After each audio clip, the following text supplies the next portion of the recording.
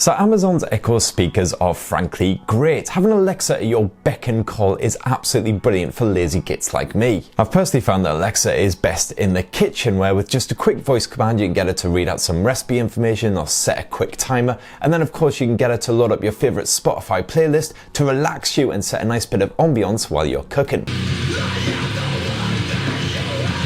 But the problem is that unless you stumble up for that meaty Echo Plus, then the sound quality isn't quite there for your music playback. And if you've already got a favourite speaker sat around your house that you've already spent a lot of money on, it seems a bit of a waste spending more money on a whole extra speaker just for that Alexa support. Which is where this bad boy comes in. The Amazon Echo Input is a £35 gadget that can connect to any existing speaker, either via a 3.5mm audio cable or wirelessly using Bluetooth if you prefer, and it adds full Alexa functionality. So is the Echo Input actually any good? Well, I'm going to give you a full unboxing, setup and review right now. And don't forget, for more on the latest and greatest tech to plug, subscribe and ding that notifications bell. Cheers! So first of all, of course, let's get the Echo Input out of its packaging. See what you actually get in the box. So here is the Echo Input itself. Just stick that aside for a second.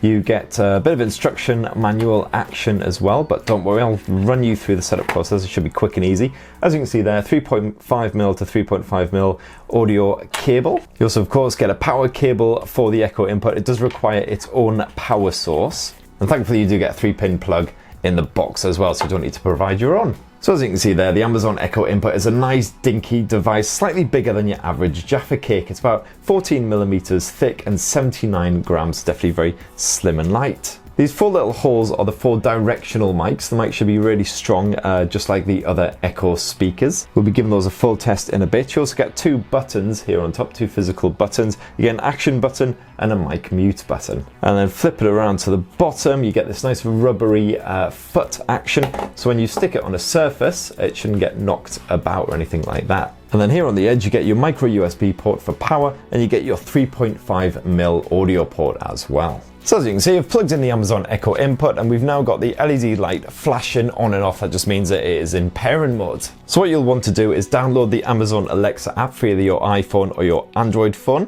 Just load that up, and if you head on into the devices section, you can get it all set up. Just click this little plus button up here, add device. It is of course an Amazon Echo, so that's nice and easy. And you'll see the Echo Input listed right there.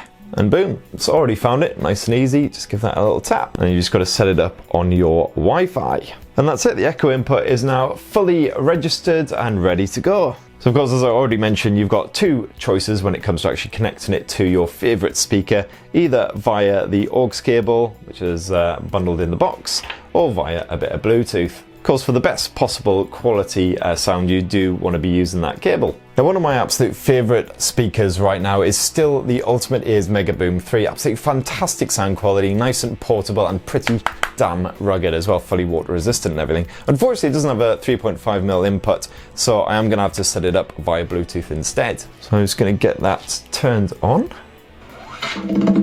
And then we'll do connect Bluetooth speaker, get it into pairing modes.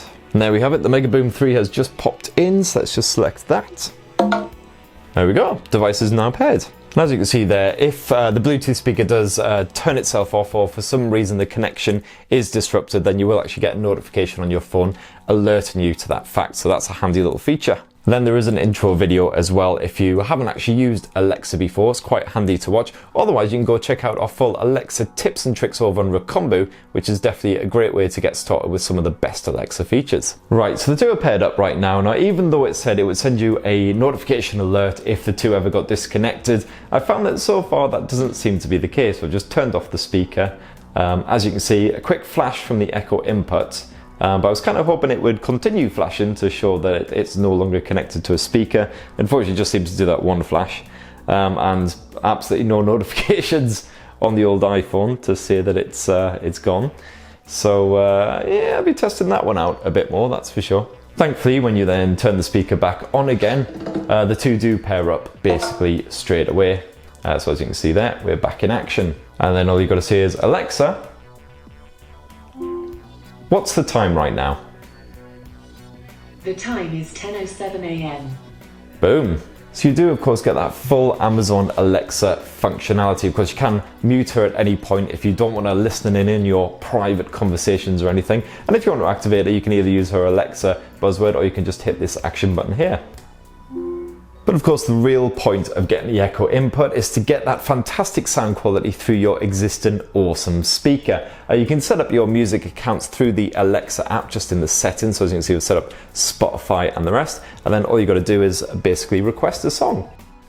Alexa, play the new Blood Youth album. Shuffling songs by Blood Youth from Spotify. And there you go, you get your great quality music, but you don't actually have to stump up over £100 on a fresh new speaker. Right, so I'm now across the other side of the kitchen. As you can see, there's the Amazon Alexa input and the speaker all the way over the other side. What I'm going to do now is just basically test out the quality of those directional mics to see if they can still pick up on me. We must be a good sort of 5 meters away right now, and obviously you've got the music blaring right next to the Echo input as well. So let's see if this works. Alexa, stop playback. So there you go. As you can see, you didn't have to speak that loud and it did the job nicely. So that right there is the Amazon Echo input. Now it's worth bearing in mind that Amazon says on its website that it's not compatible with any recent Sonos speakers, but then to be fair, most recent Sonos speakers already have Alexa support built in, so it's all gravy. And you can pick it up in either black or white to suit your own personal decor. So you're tempted by the Amazon Echo input? Definitely let us know what you think down in the comments below. And as I said, don't forget to poke subscribe and ding that notifications bell for more on the latest and greatest tech. Cheers everyone, have yourselves a lovely day.